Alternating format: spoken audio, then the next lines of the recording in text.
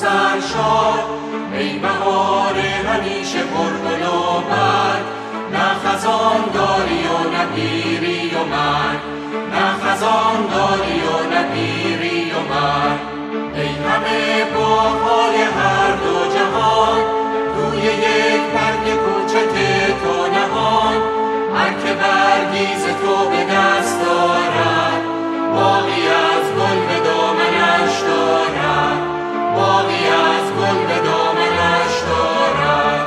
در دل تو 100,000 گنج، می‌دهی گنج خویش را بی رنج، گویی آیینه خدایی تو، راز اعجاز انبیایی تو، راز اعجاز